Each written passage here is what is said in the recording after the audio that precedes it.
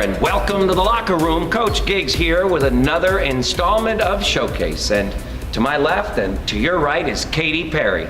You don't believe this is Katie Perry? Well, her name is Katie. Katie Perry, say hello to the locker room members. Hi, everybody. Yeah, good to have you here in the locker room, Katie. Katie, you're here with me at our national convention. There were over 5,000 producers that set out in the beginning of the year in a competition, a horse race, if you will. Yep. You finished out, ready gang? 4th. That's pretty cool stuff out of 5,000. So I'm excited to have you here in this locker room to share with everyone out there what it is that and how you did it. Why don't you share with them what you were sharing with me and your husband a little bit ago. What is it that got you to number 4? Basically just going to work, making sure you have a set schedule and got things planned out because I go to school full time. So from Wait, you go to school full time too? Yeah. And you work full time? Yes. So from September until about May, I have a crazy schedule. So I always have to make sure that my school schedule is set, and on certain days I have to do schoolwork, and on other days I have to do work. So I can't deviate from my schedule. It has to stay pretty set in what it's doing. So every week I'm working the same amount of days, doing the same amount of routine. It's pretty much what works. Sounds like the first secret, if you will, to your success is a disciplined schedule. You work really hard. Yeah. Oh my goodness. Katie, give us some more. I can tell in meeting with you two and getting to know you, you're a hard worker. What else drives you? Basically just wanting to be on top.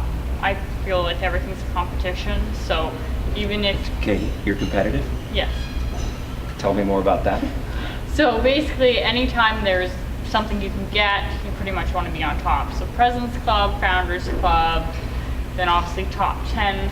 I've always wanted to get there. Obviously you can't start out saying that I want to be at the top. You kind of have to work your way up and make kind of set goals to get there. But then once you start getting there, it'll all work out. There was no doubt in your mind that you were going to compete and win. Is that what you're saying? Yeah. Wow. Okay, so first, you work really, really hard. Number 2, you have a competitive mindset and you're going to win. What else, Katie? What else? For this year? Yeah, what else? Making sure that your retention is good. Retention can... So you're talking about servicing your clients. Yeah, retention can pretty much make or break you. Okay. Obviously, low retention usually means you're making less money, and I'm always about making the most amount of profits at the least amount of time to do it. So obviously having a higher set retention will get you the most amount of profits without doing the most amount of work. Okay. Tell me a little bit about the why. Like I hear this competitiveness in you. We see it in the national leaderboard, obviously. I hear and see your work habits, but what's your why? Why you're competitive? What drives you, Katie? Basically, at the end of the day, I will be CEO one day.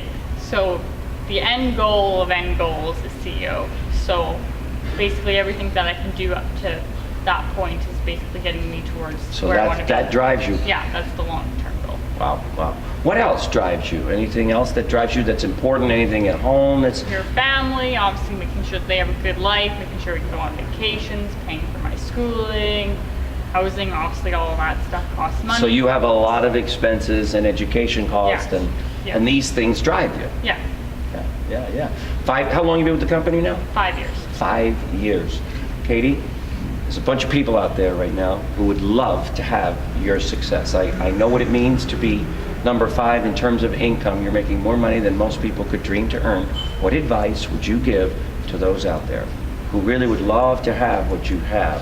What advice would you give to them? Basically just to go to work. I know it's the most complicated thing and it's the biggest secret in this business, but if you don't go to work and you don't efficiently go to work, saying that you worked every single day but saw one person every day is not going to work. You basically didn't go to work. You'd be better just to work one day, have 5 appointments in the day, and take 6 days off.